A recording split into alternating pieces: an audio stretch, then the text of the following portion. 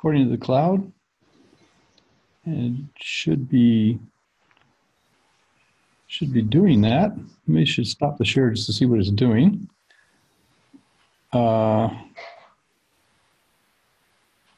Is it recording? Oh, yes, it is recording. Okay, good. All right. Let me go ahead and restore that share then. And I couldn't see that in the shared screen window. Okay. So I'm Vance Stevens. I have here with me Dr. Deborah Healey in Oregon. I'm in Doha at the moment. And Hanaa Khamis is there in Egypt. And she is, I think, the chair of the NileTESOL LTSIG. And she has organized some webinars, 2 of them, one this week and one next week. And as you can see on the screen, we have with us tonight Dr. Deborah Healey. And she's going to talk, well, actually, we're going to be interviewed in our presentations, and she's going to be interviewed today on ordinary teachers as researchers. And today is the 8th of May, 2019, and I host these as Learning Together events. This is Learning Together episode number 410, I believe. And I'll turn it over to Hanaa and take it away. Thank you very much, Vance. A real pleasure and honor. I can tell you this is a dream come true, having 2 of my most favorite people who've coached me into that new field called learning technologies. I appreciate that. Deborah, welcome, and a big thank you for being the first speaker in our series of interactive webinars. Special thanks come to you from Alexandria, where you first started learning technologies with the English department, Faculty of Education. Yeah. They all say hi. Oh, very nice. Yeah. And well, I would like, on behalf of NileTESOL Board of Directors and professional development people, to thank you for joining us. And let me just introduce our guest speaker today. Deborah Healey is our current president of the board of directors of TESOL International Association. Deborah describes herself as a teacher educator, which actually is something like, being humble, because if we're all educators at the end of the day, and we should not lose that part. She is an educator offline, face-to-face sessions, and online virtual sessions. She writes and presents extensively on the fields of appropriate use of technology in language teaching. Her doctorate is in computers in education. Without further ado, I would like to hand the microphone to Deborah for a quick intro before we start asking questions. Okay. So there you go, okay. Deborah. Thank you, Hanaa. It's such a pleasure to be back talking to my friends in Egypt, and big hello to the folks in Alexandria. Certainly, I had a wonderful time there. Well, I've had a wonderful time every time I've been in Egypt. So it's really nice. I'm also happy to talk about this subject because as teachers, we are always doing research, whether we think of it as research or not. We're always asking ourselves, why is something working? Why is something not working? And if we take that further step into classroom-based research, we then start to make it a more systematic questioning. And in many ways, a real growth opportunity for all of us when we do that, when we take it that additional step and become a little more systematic in our constant questioning of why did this work, and very often, why did this not work? I think all of us have had experiences of walking out of a class and thinking, don't want to do something, you know, whatever I did today, I don't want to do it again because it really didn't work. But then other days where we feel like it actually does. And so as we become more systematic in how we do it, we can really learn and share with each other what we're doing in our classroom-based research, sometimes called action research. So that's basically the introduction to the topic that I want to give. And let's have the questions. My first question here, can any teacher become a researcher? Can anyone become, you know, somebody who does intensive research? Well, I think that the question is how much time people have in terms of how extensive the research becomes.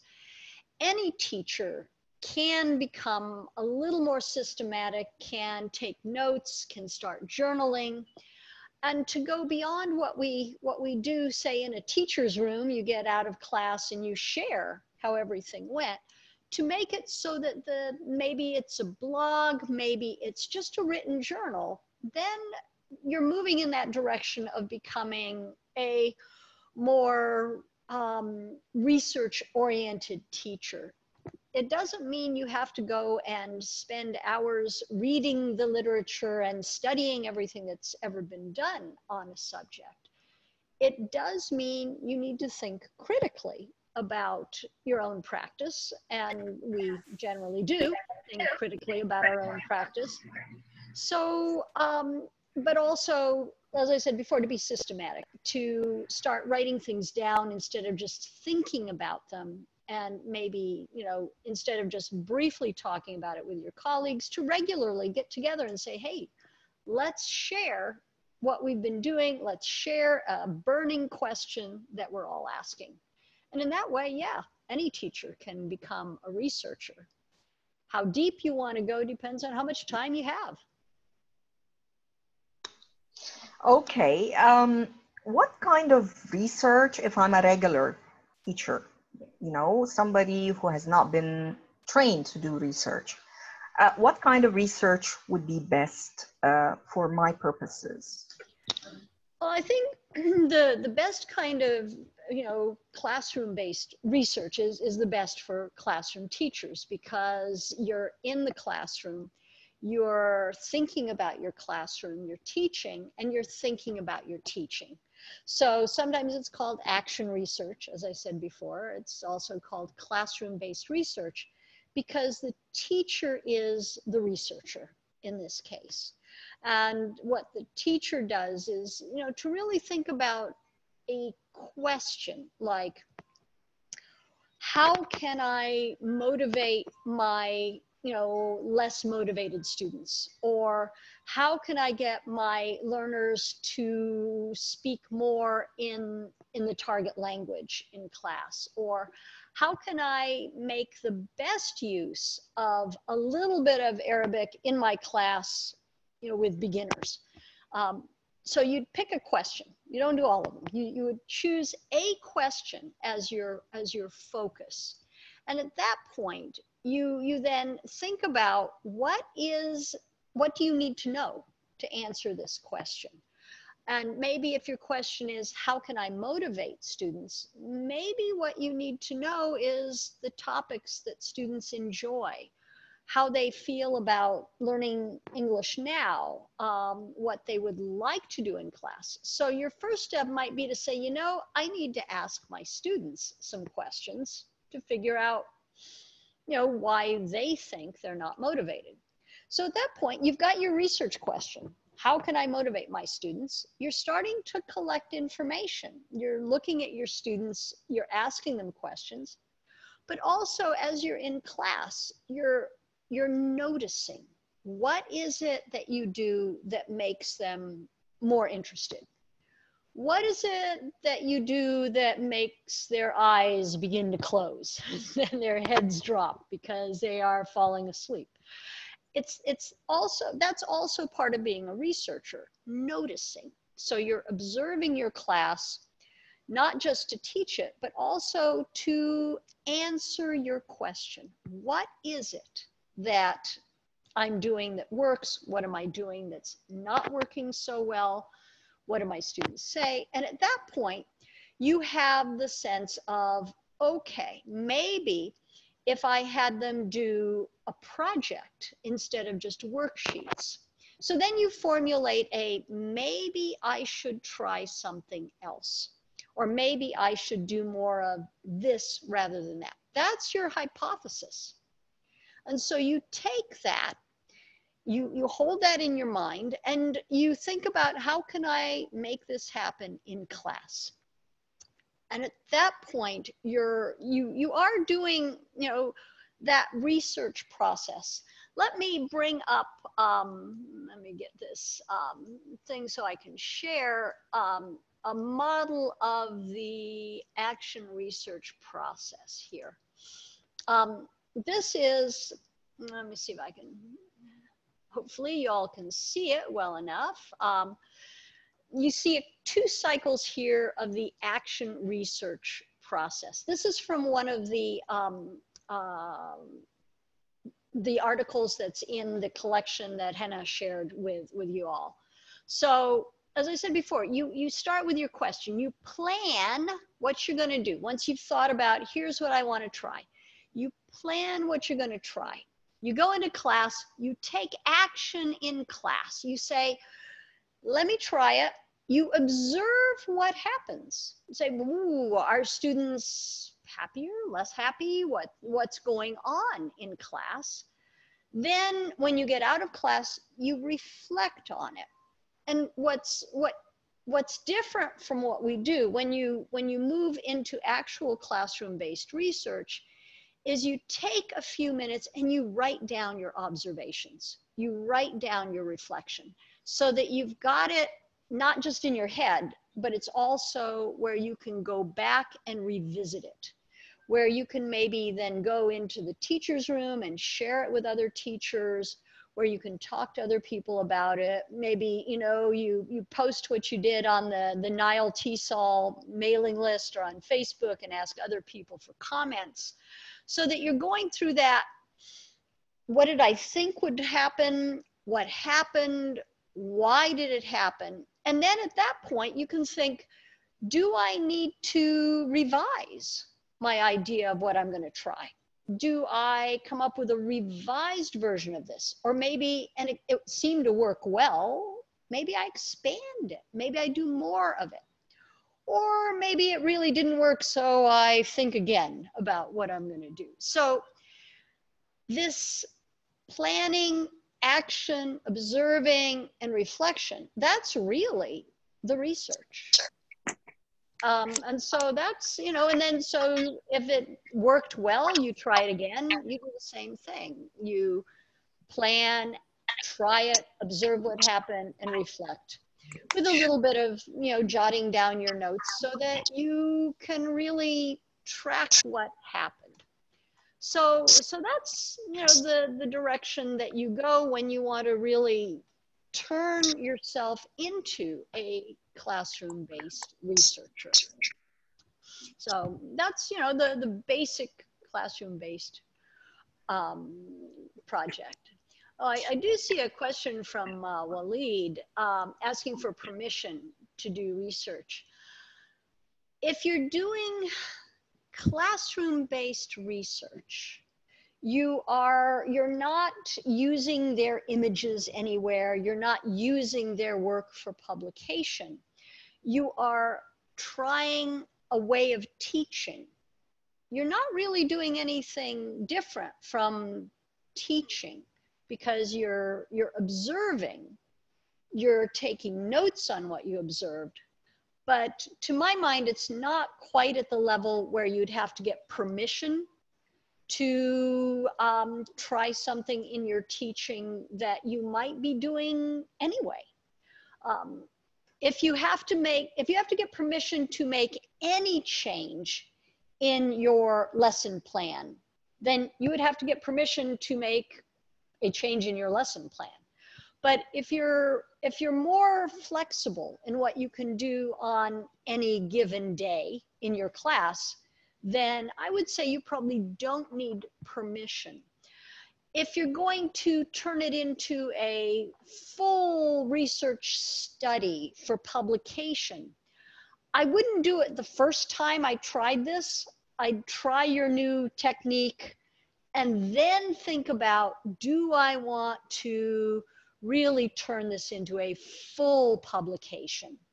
In that case, then you would need to get maybe your students' permission, ministry permission, but not just to try something and critically think about your teaching as you're teaching.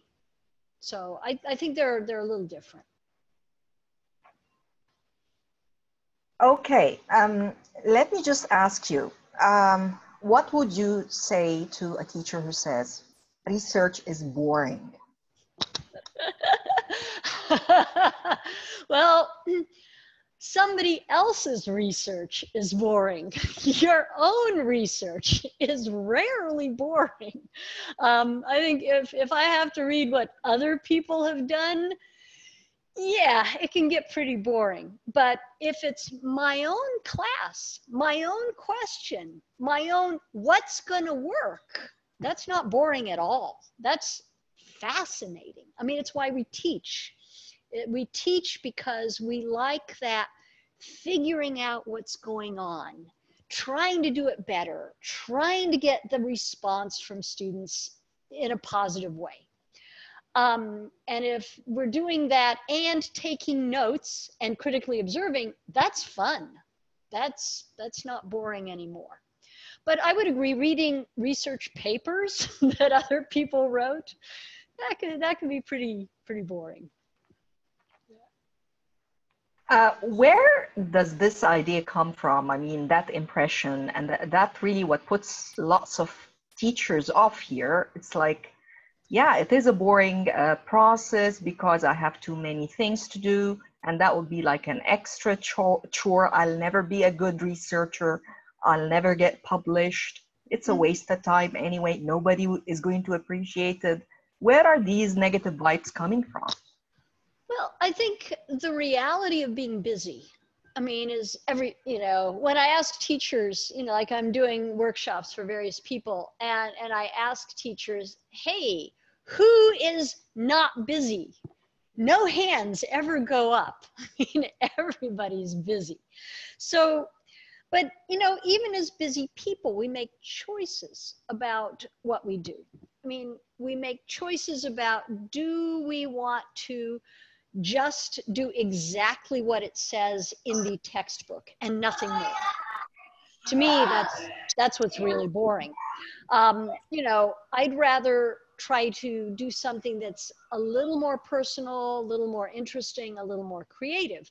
So you're making this choice of, do you want to try something that might be better for your students? At that point, you're not thinking about necessarily, I'm going to get published. You're thinking about, how do I make learning better for my students?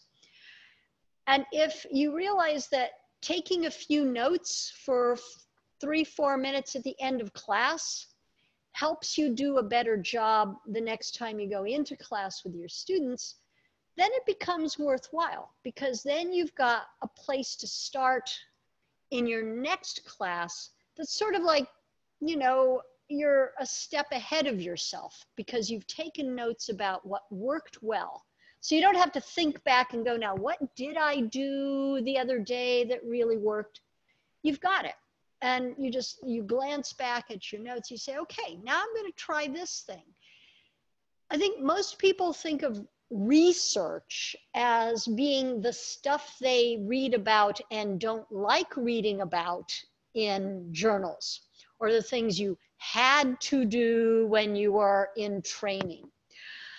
Yeah, I mean, that's somebody else's publication.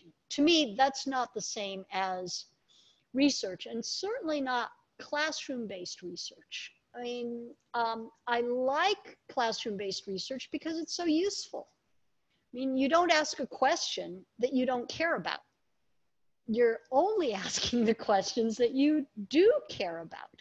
And maybe if you're, you know, if you're in a group of teachers, you can say, hey, has anybody else had this problem?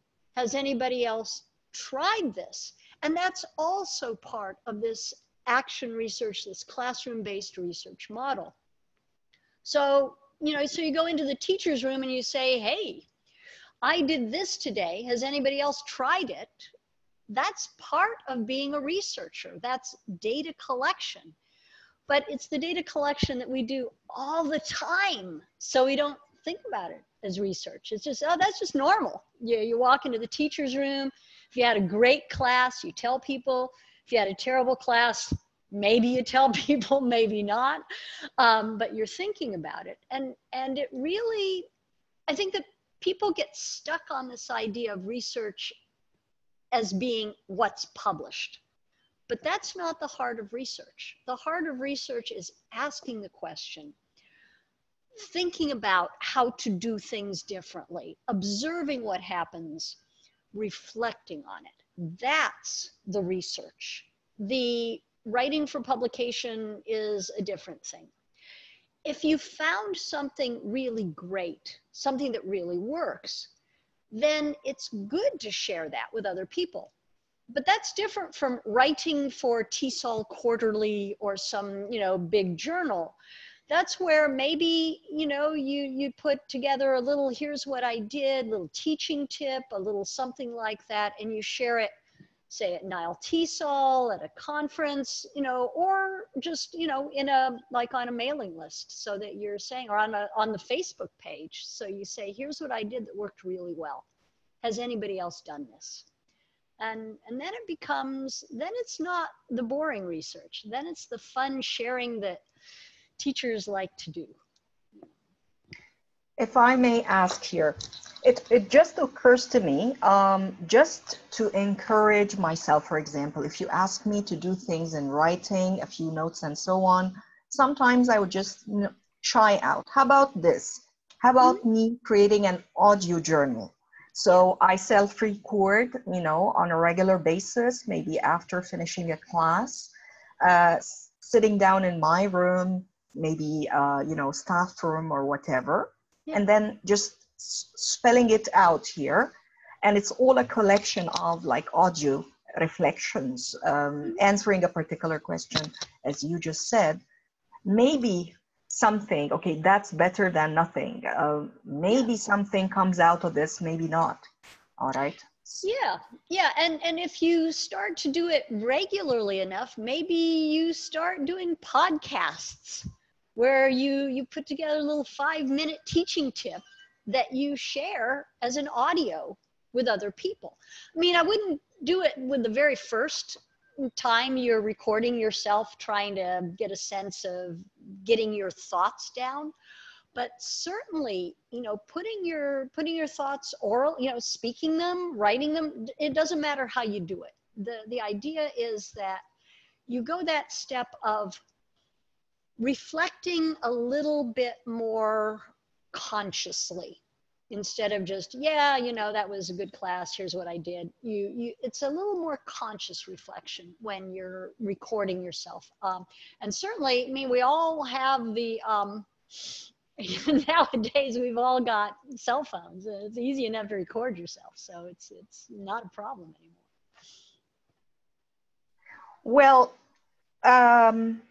what if I don't do that kind of thing and I just keep teaching day in, day out till the end of, like, you know, my lifetime?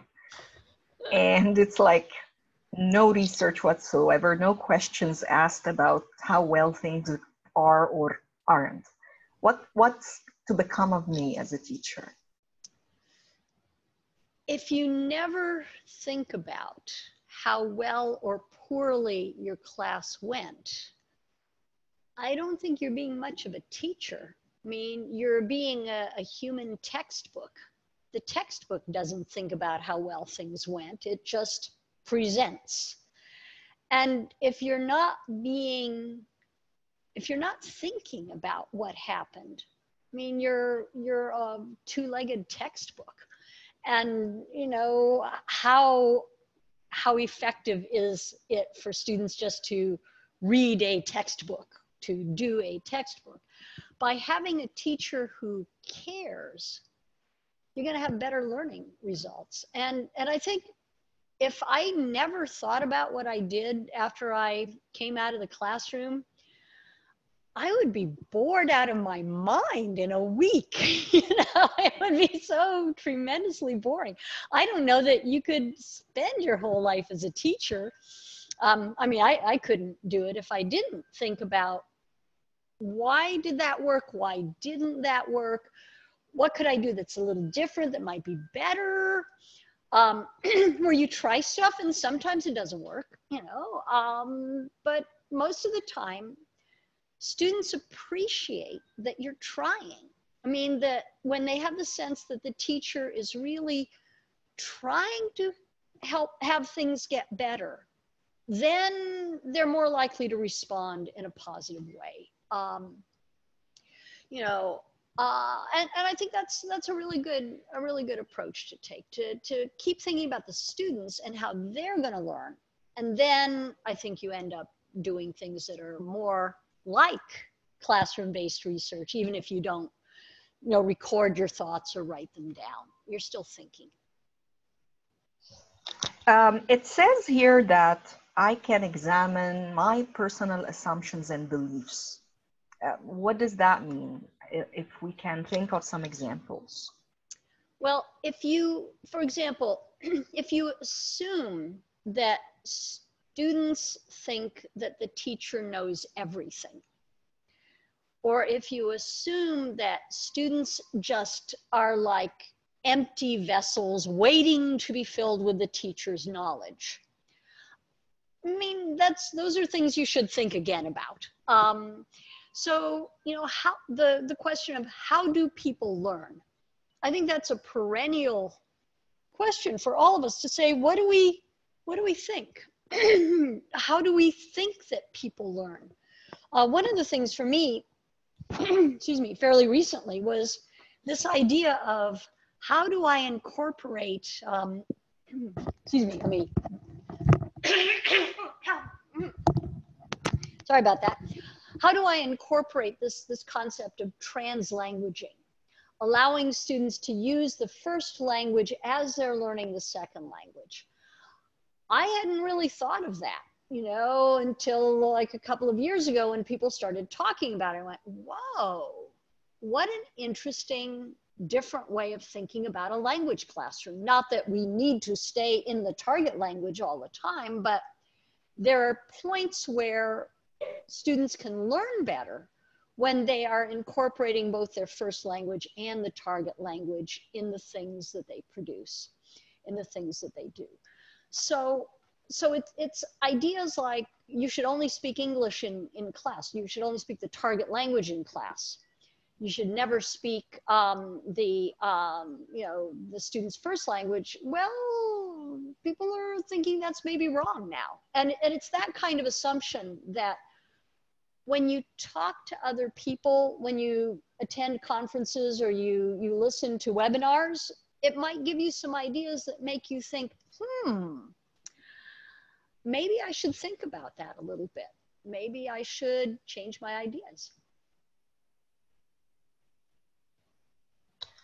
And can I possibly develop a theory, a hypothesis? I mean, that sounds like something really big, but I came across that. You can possibly formulate a hypothesis or a theory and start investigating that. Is it possible? Oh yeah, yeah. I mean, we always do. We just don't call it a hypothesis. I mean, you might think, you know, you might be thinking, I've heard a lot about project-based learning. Maybe I took an online course on it, or, you know, had a webinar on project-based learning, or in a week, gamification, for example, as an upcoming webinar. And you're thinking, you know, maybe I should try this. Maybe gamification will help my students be more motivated. Instead of calling it a hypothesis, you call it a question. for the teacher about teaching. That's the hypothesis. Will adding gamification elements to my class improve students' motivation? So we don't frame it that, we don't say it that way, we don't call it the hypothesis, but we always do it. We're always walking into class thinking, what if I do X? What if I don't do Y? That's the hypothesis. It's just, we don't call it a hypothesis. We just call it a question.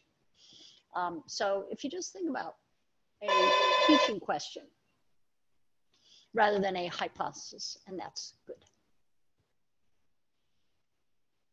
Okay, maybe now that you just inspired me now, I ask a question, write observations, reflect on that systematically, try to document that.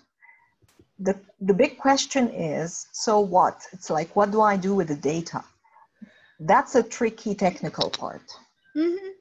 Well, I think you start by saying, I'm going to try to improve my teaching. I'm going to try to help my students learn better.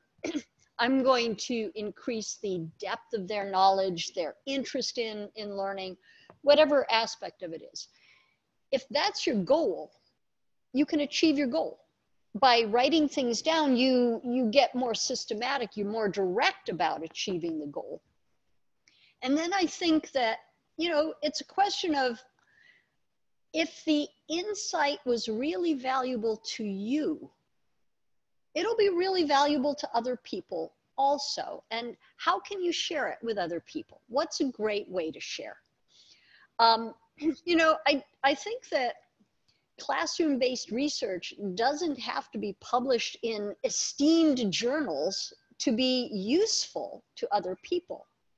You can share it in a Facebook post, though, you know, you probably want to extend it a little beyond, you know, a short Facebook post, but still, you can share it, you know, with other teachers in an online discussion. There are all sorts of ways that you can share your insights that were useful to you that will be useful to other people.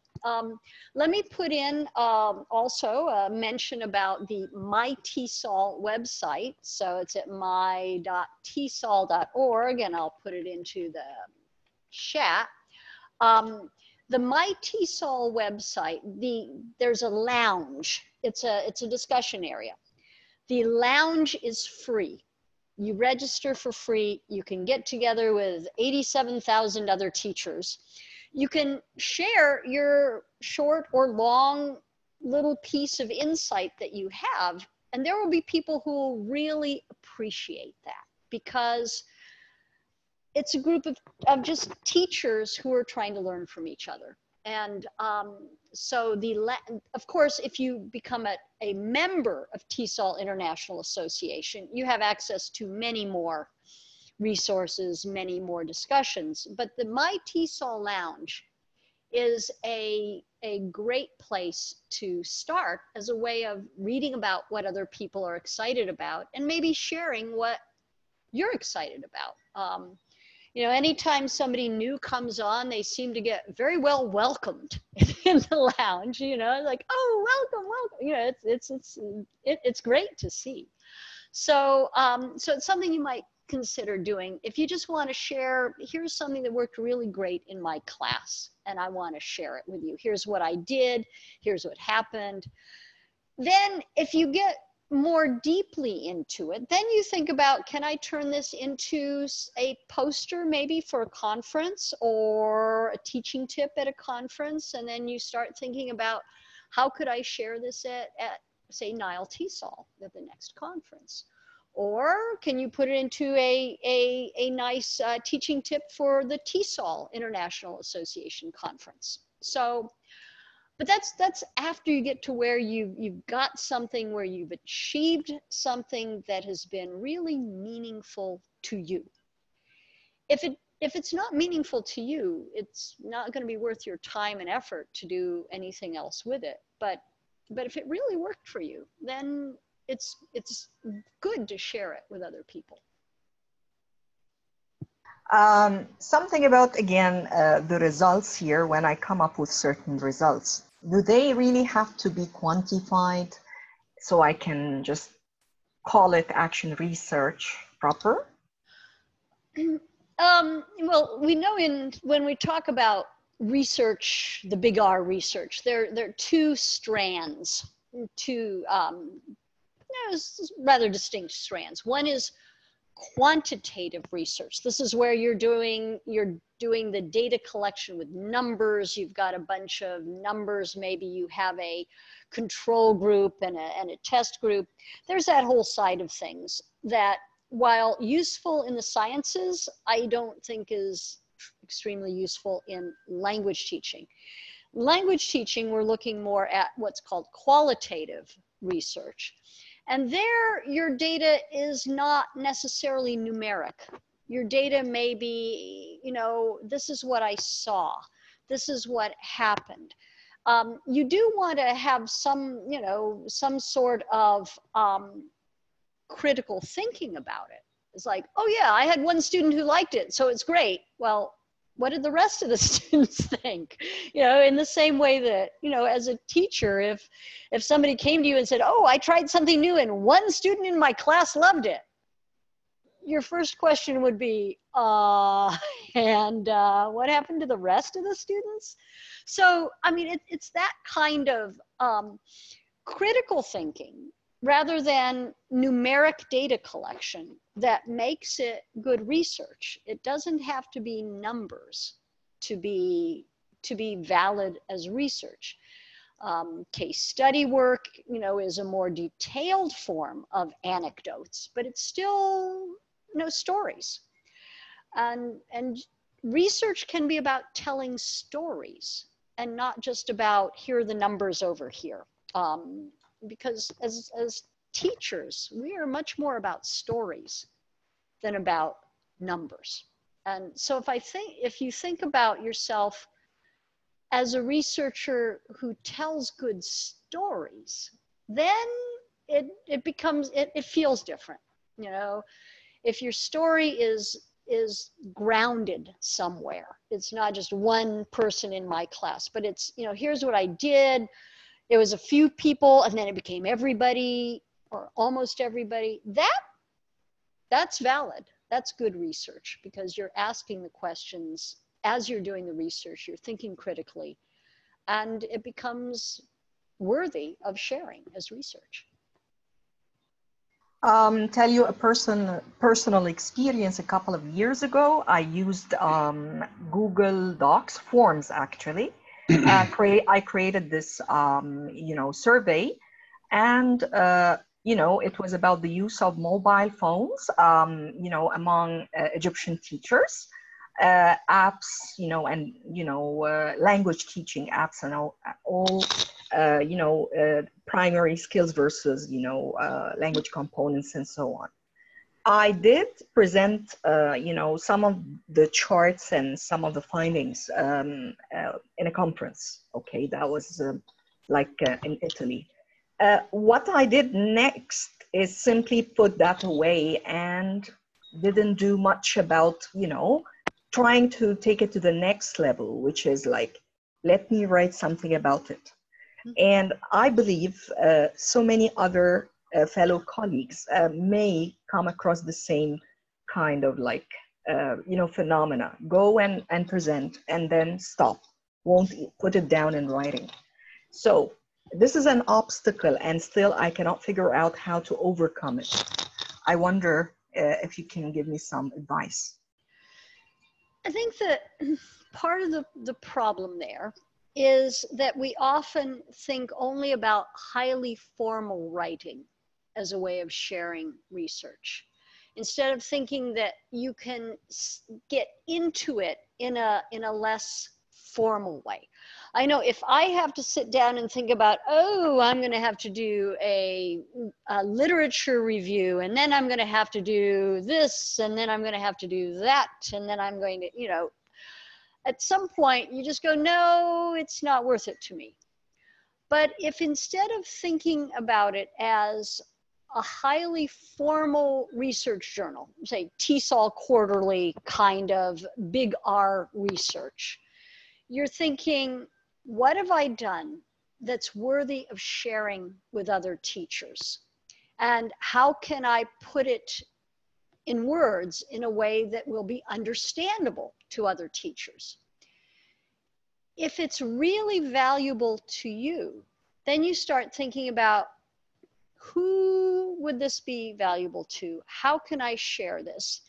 And this is where you get into things like, you know, you start doing blogs, or you do regular posts to a group, or you go for something like NileTESOL Journal, which is an easy entry kind of publication. It's free. It's most of the people who write for iTESOL-J are not native speakers, not, you know, academicians, they're teachers. And so what you get out of it is, you know, teachers sharing with teachers. And that could be the first step. And then if you get rousing cheers from that, then you go, well, maybe I should go back and do a little more and expand it. But it may be enough just to share with a smaller group and say, this was valuable to me, I hope it's valuable to you. If you do it in a group that allows you to get feedback, that's really nice, because then you can hear from people who say, yeah, I tried it, here's what happened when I tried it. Whereas something like the, you know, iTESOL-J, you don't necessarily get that feedback in the same way that you would with, say, a blog post or a post on a discussion group. So there are different ways of getting it. But I think, I mean, a lot of us give up on the work that we've done because we don't want to do a huge amount of additional work without thinking that this could be valuable for other people in places other than one conference. And how do I get it out there without it being this huge burden of work? I'm not trying to get a PhD. I just want to share some ideas. You know, if you're trying to get a PhD, then you do have to do more work, but that's an entirely different thing from. Sorry. I was just trying to find a juncture, because Waleed has a question about gamification. Is it okay if he asks that question? Yes. Hello. Can you hear me? Yep. Yeah. I have a little question about gamification. When we think about gamification, we usually relate it to young learners, and we never think about giving games to adults or young adults. So is there any possibility of, if we can categorize some games for adults and young adults? Especially we are in the era of having VR games and AR games and stuff like that. Okay. Well, I mean, Vance may also wish to chime in on this because it's going to be his topic next week. But I would start by saying there is a difference between adding games to learning, game-based learning, and gamification. Those are three different things. Gamification is not about using games in the classroom. It's something quite different. Game-based learning might be where you use a game, say Minecraft is one that second language teachers have used fairly extensively, as a tool for teaching language, where you've got to, and they aren't working, Minecraft, they're not working with young learners. They're working with teens and, you know, and young adults, and maybe even older adults with Minecraft, as a way of establishing a community, having a reason to speak English, you know, doing things in English related to this game framework within the Minecraft game. There are many, many games that are designed for young adults and adults that are useful additions to language teaching. If you want to have a bunch of people having fun, Kahoot is tremendous fun. It's a, you know, you can work as a team, it's a kind of game. But part of your question has to always be, what's the learning objective and how do I achieve it by using this tool or that tool, whether it's a book or a reading or an audio or a video or a game. What's my learning objective and how does this tool help me achieve it? Because games can be great for helping you achieve certain ends. So Vance, did you want to kick in a little bit about this since it's going to be your topic? Well, yeah, for next week, and it was also a topic of a plenary you gave in Penang just recently. But in any event, no, to keep this on your topic, though, this is really an interesting point because you're talking about research being boring and things like that. But suppose you had a game you wanted to play in class. Now, that's a really nice topic for teacher-based research. Maybe you'd like to address that angle. Yeah, I think that would be great. Thank you, Vance, for bringing us back to the current topic. Yeah, I think your question would be, can I use, say, Kahoot, you know, to pick an example of a game, in class at a specific time to test my learners' knowledge of what I've talked about in class today? Can I use Kahoot for that? So that's your question. You then say, well, how do I set up the game so that it really does see if I can use it to assess their knowledge and to get them more excited about what they're learning? And then you try it and you observe what happens with your students.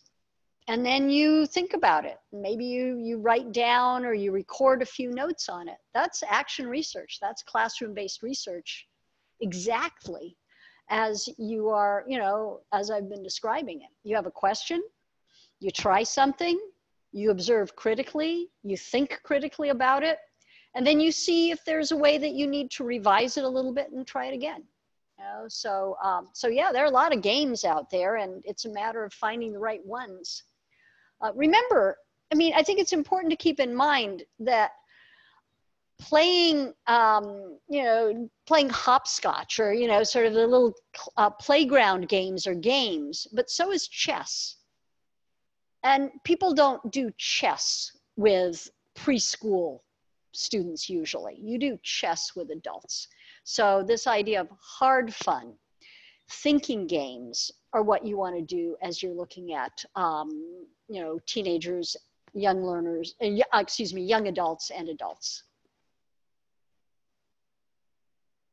So I see there's a question about handouts. There is a list of resources that that I put together that have been shared, and let me pull that up so that you can see it.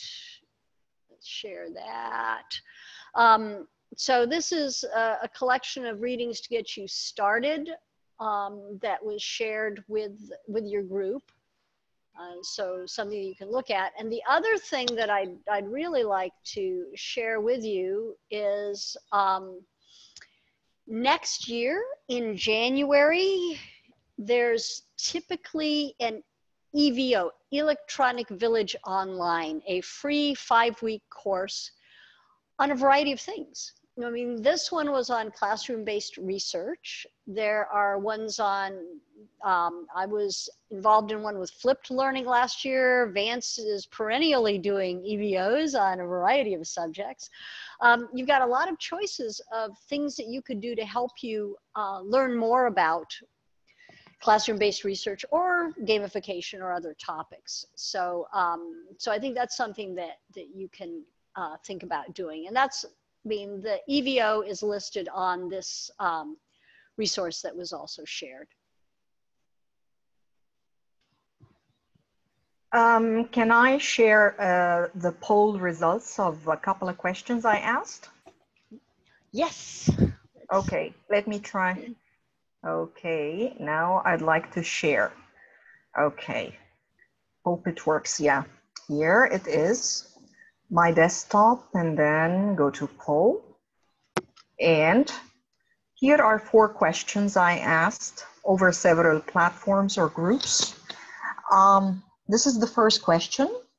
How can teachers become researchers? And as you can see here, the top two, it's experiment with techniques in the classroom, write observations. Basically, they comply with what you said. It's the practical part. Less people opted for read articles. Yeah. Okay, I wonder, yeah, here is the second. What are the consequences of teachers' lack of interest in research? Top answer was classes become less interesting as we go along. They feel bored themselves and reluctant to go to class. Honestly, I experienced that feeling when I felt like, you know, I'm not doing any kind of exploration. And burnout again, which we discussed in one of those PD sessions earlier. Yes, it can happen. A question about the obstacles that hinder teachers from doing action research. Top answer was the imbalance between our personal professional concerns, too many responsibilities, too many classes. The last one here, what are the reasons why teachers can balance their lives and move forward? It's about mostly it's rigid mindsets of teachers themselves. Could be societal pressures like, you know, you don't need to do research, or you should get married before it's too late and stuff like that. People said something about school administration or administrative issues. My comment here is I posted that something like a week ago, and what happened was I got something like, I would say no more than 10 responses to my questions. Research online, and so few people would respond to my research questions. I wonder why. What is the problem here? Well, perhaps some of the other people who may not have answered your questions could respond to that too. But I think in part, it's really hard to get people to respond to survey questions. It's really hard to get people to respond to questions. You need a very large group that you're sending the questions out to. And you need some reason for them to participate. And it could be if people know you, they want to help you. It could be that you beg, like, please, please.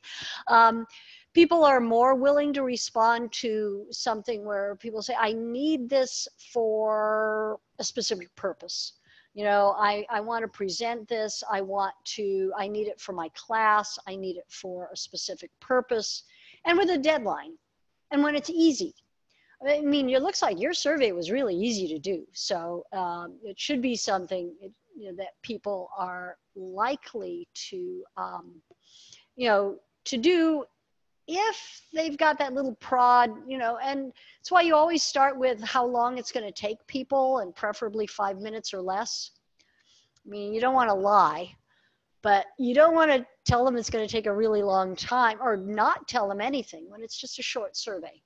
A lot of people are willing to do a 5-minute survey, or 5 to 10 minute survey.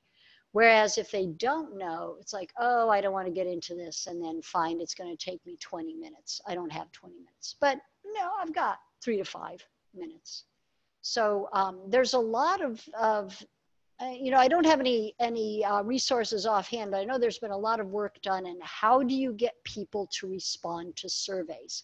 And so if you did a Google search with how to get people to respond to surveys, you would probably get some really good ideas of how to put together a survey.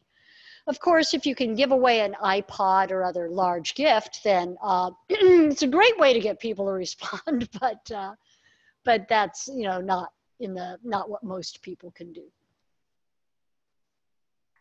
We're rounding up here, and I would like to check if any of our participants got a question to ask or a comment. Just give them time if they would like to take the mic or type in the chat box. Yeah, our participants have been very polite and well self-regulated, and they've all muted their microphones, but we didn't mean to tell you you couldn't talk. You're certainly welcome to unmute your mic and grab it right now. We have 5 minutes.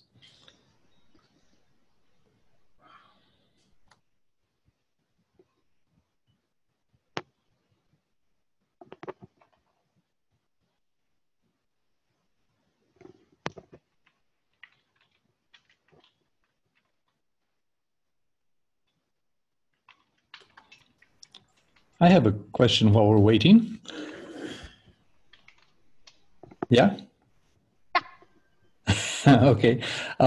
My understanding of action research is that it feeds back into the class in a way that it means it's not just for the researcher just to go to it's something that the class itself learns about. So in that case, it seemed like you almost used classroom-based and action research interchangeably, but if there's a difference, what is that difference?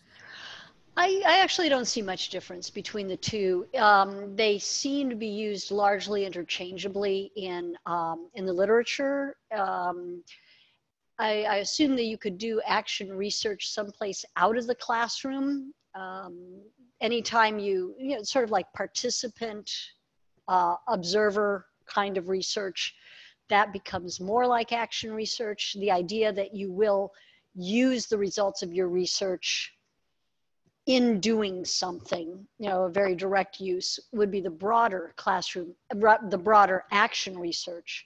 And classroom-based research would just be the, you know, what I normally think of as action research, being a teacher. So, so that's what it would be for me. But I could see action research being potentially broader. It doesn't have to be in the classroom.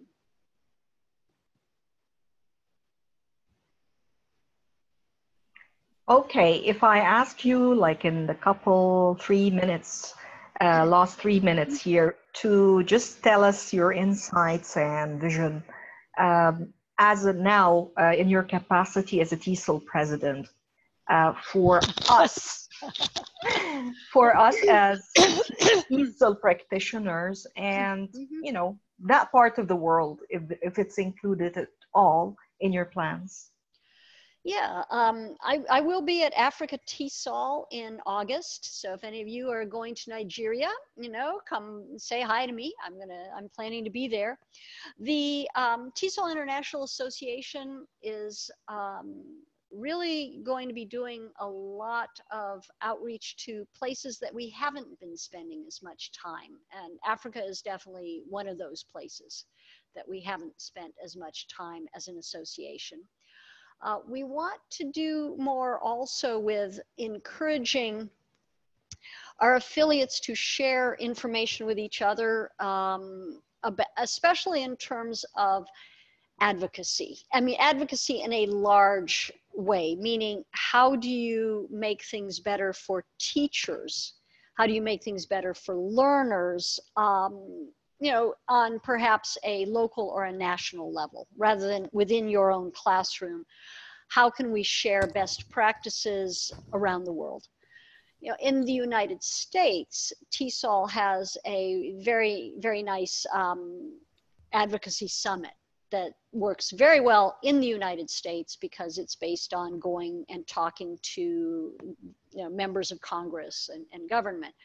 But we would really like to see how we can do more to share ideas of how people encourage their local administrations, their ministries, their governments to do a better job in serving our learners and our teachers.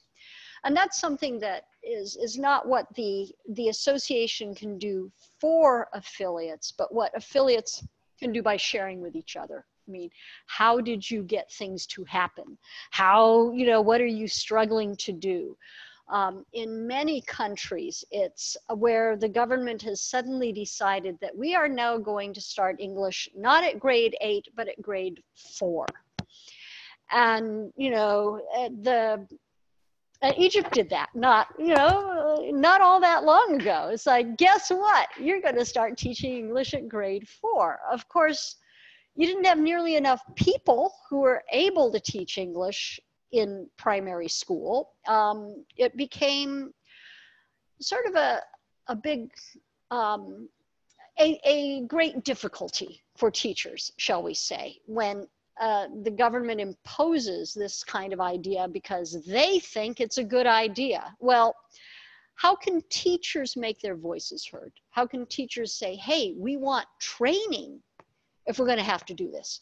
We want some time. We want professional development. We need help. We can't just suddenly start speaking English because the government decided we should start teaching English. So it's that kind of thing where we would like to see places. I mean, in Egypt, you've got a rich tradition of professional development. I mean, what you can also do is share with other affiliates that don't have quite so rich a tradition what you do. And that would be, if TESOL can become more of a clearinghouse for this kind of exchange, I think that would be really good. And so that's a direction that, that we're hoping to move in, is to do more. It's wonderful to hear that. On behalf, again, of NileTESOL board and PD committee and Learning Technology Special Interest Group, we cannot thank you enough, Deborah, for dedicating that past hour to answer our questions and reconnect with your experience and your students here at the other side of the world. Thank you, Vance, for helping out, for backing us up all the time. And I can't really thank you enough. I'm turning the microphone to Vance. You, if you have one final words. So we wrap up the session. Okay, well, thank you very much. I really appreciate being invited by NileTESOL to host this event and the one next week. And it happened to be convenient for me. This one is late in Malaysia, but I happen to be in Doha, where it's very conveniently scheduled. And that made it convenient for me to host Deborah here. So it was very nice to sit on this topic and to run the session. And it's I post all my Learning Together events at learningtogether.net. I'll put that link in the chat, I suppose. And I would like to thank you very much for coming. We have 18 participants at the moment, the participants in this session. And I took a screenshot of that. And the number has been building as we've gone. So anyway, that's a very healthy turnout. Well, thank you very much for putting it on. It seems it's getting a lot of the right attention, and it's a really great professional development effort. So again, this is May 8th, 2019, and we were with Dr. Deborah Healey talking about teachers as researchers in Learning Together, episode 410. Thank you very much. Thank you all. Okay. Thanks, Deborah. Bye-bye. Yeah, I'm going to stop the recording in a moment. I'm just going to put the link to Learning Together here. You can't chew gum and type at the same time. Okay, there we go. So that's Learning Together. Okay, anyway, goodbye. I'm going to end the meeting, and I suppose that will stop the recording. Bye-bye. Okay, bye-bye.